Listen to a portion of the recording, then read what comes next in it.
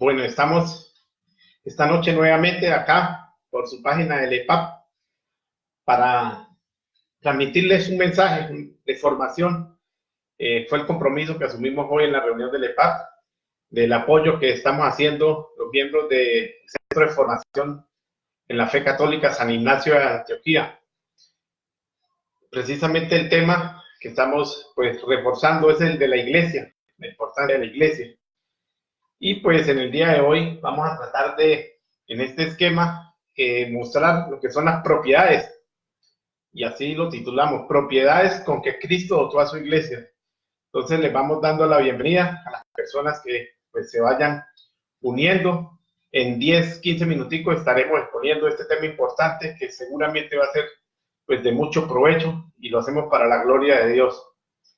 Entonces iniciamos con el favor de Dios, pedimos su Santo Espíritu para que este mensaje pues dé mucho fruto.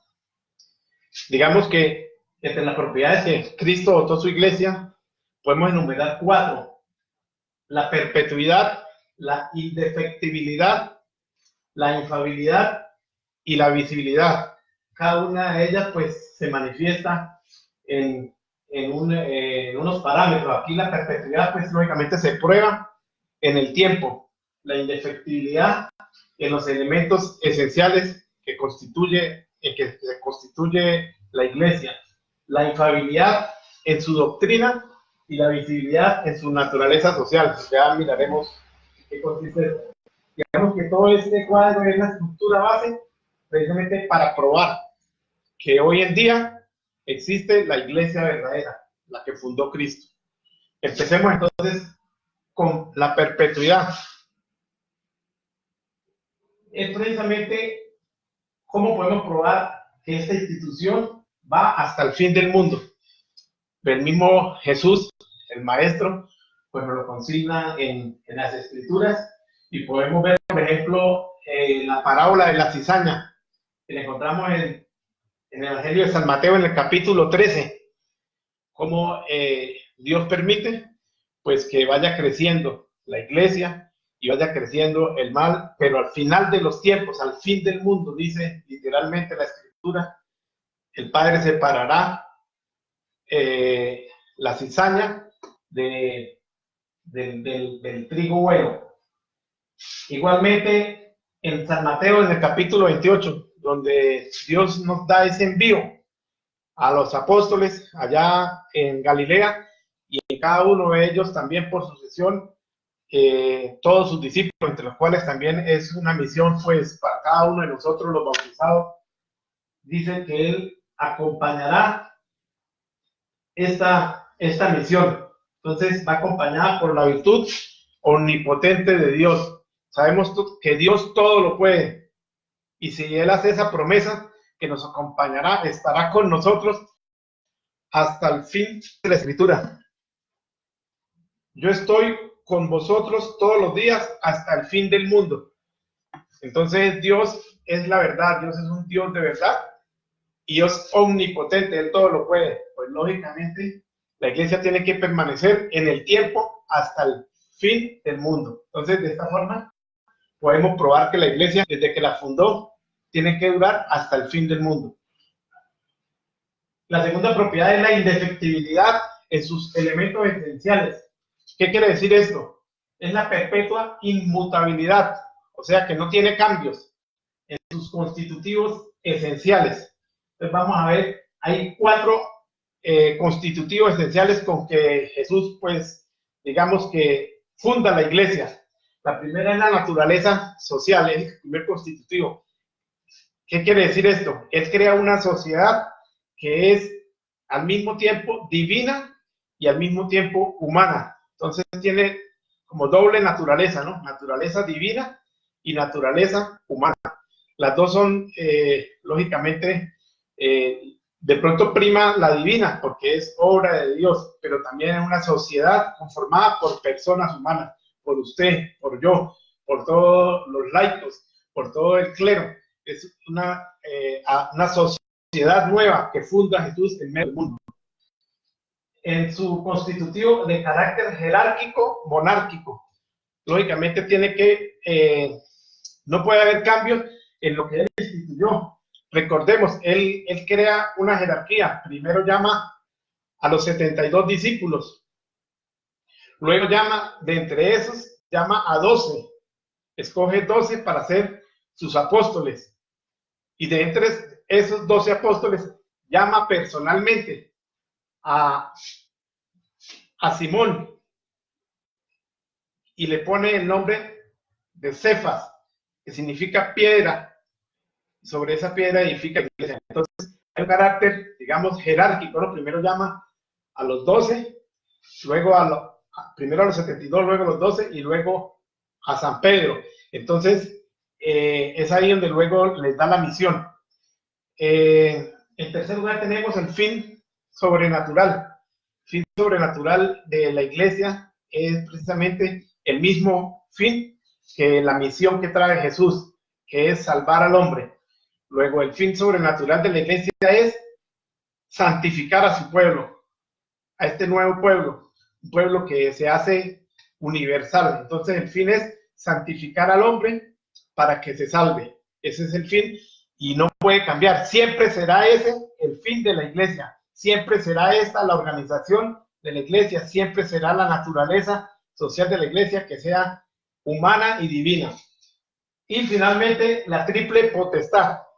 Entonces, Jesús en el envío le da a toda la iglesia la potestad de enseñar, de gobernar y de santificar al pueblo. Entonces, recordemos ahí en San Mateo, en el capítulo 28, cómo Jesús lo envía, ¿no? Le da el poder en cabeza de Pedro de atar y desatar. Y cuando los envía, les dice, bautícelos, ¿no? El bautismo es donde empieza la santificación. Recordemos que los sacramentos son medios de santificación y de enseñarnos. Les dice, enseñándoles todo lo que os he enseñado. Entonces, esa misión es el poder que Dios le transmite a la iglesia para que llegue a todos los hombres. Entonces, digamos, esta indefectibilidad es esa característica, esa propiedad que le da Jesús a toda la iglesia para que no tenga cambios. Siempre tendrá que tener estos constitutivos sin ningún tipo de cambio. Y podemos también verificar en San Mateo capítulo 16 cómo le dice a San Pedro que le da esa garantía, ¿no? Que el poder del infierno no prevalecerá. Y hoy en día vemos cómo pues cada día de pronto hay más ataques. La iglesia se ve, entre comillas, debilitada por los ataques, por algunas cuestiones de pronto de antitestimonio. Pero en la promesa de Jesús, el poder del maligno no prevalecerá. Todo eso va pasando y Dios sigue perfeccionando, cada día más bien perfeccionando su obra, que es la iglesia, el gran misterio de Dios. Y en el capítulo 28 de San Mateo, esa promesa que dice de estar con nosotros todos los días.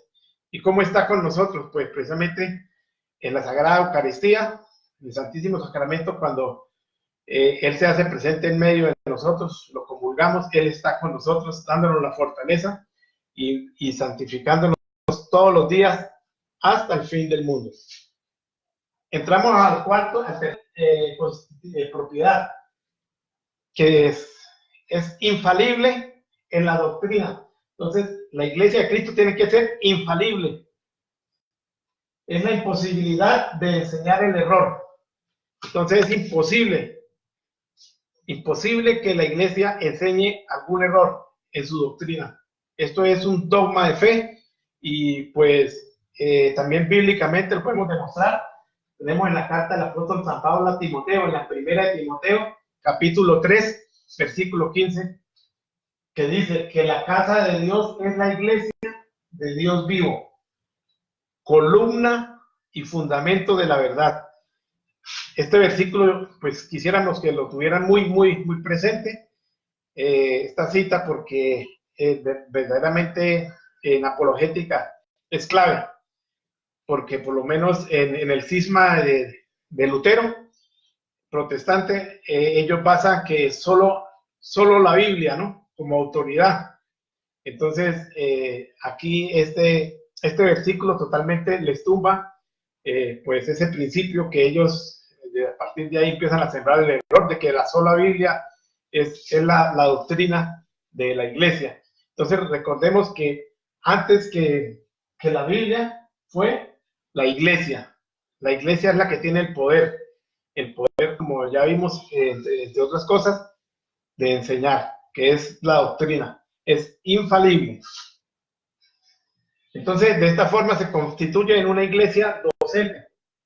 ¿Sobre quién la deja Jesús? Sobre el colegio apostólico, por eso se llama colegio apostólico, porque tiene precisamente una de sus objetivos, sus funciones es enseñar.